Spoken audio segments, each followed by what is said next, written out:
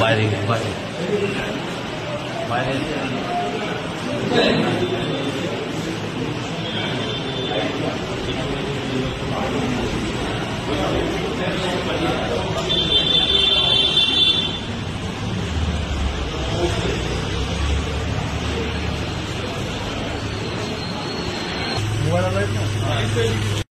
আজকে নিজে নিজেকে ভোট দিলেন, মানে এই জায়গায় মানে কি বলবেন?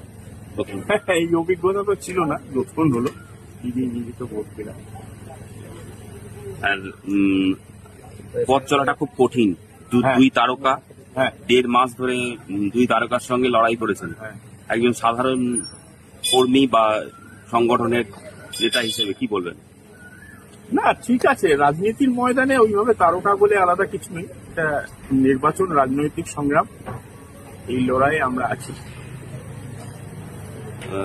তৃণমূলের এত বা বিজেপির এত প্রতিপত্তি, তার মাঝে কিভাবে লড়াইটাকে দেখছেন বা কিভাবে আজকের দিনটাকে লড়াই করবেন? আমরা তো মানুষের মধ্যে থেকে প্রচার করেছি, মানুষ সাড়া দিয়েছে, তার প্রতিফলন ভোটের বাক্সে হবে।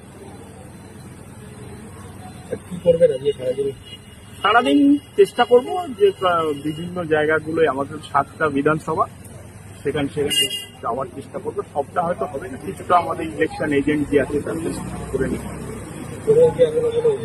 এখনো অব্দি সেইভাবে কিছু নেই। হ্যাঁ, কম বেশি কিছু কিছু জায়গায় একটু ধনেখালির দিকে কিছু টুকটাক ধমকির ব্যাপার ছিল, সেগুলো উপেক্ষা করেই আমাদের কমরেডরা গেছে।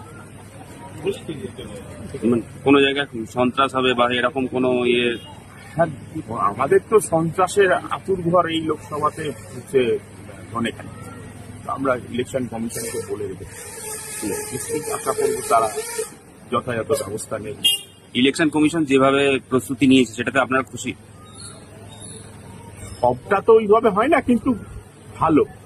অন্য বছরের থেকে এবারে এখনো পর্যন্ত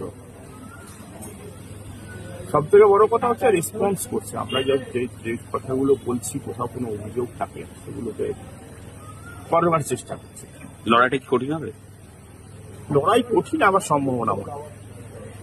সামরিক বাহিনী তো পর্যাপ্ত পরিমাণে দেওয়া হয়েছে, তাতে কি সুরক্ষিত ব্যাপারটা বাড়বে?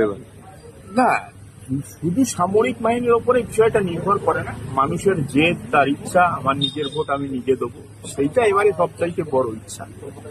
মানুষ আসছে, নিজের ভোট নিজে দিচ্ছে, জিতবেন যেটার আশা নিয়েই তো লড়ছে।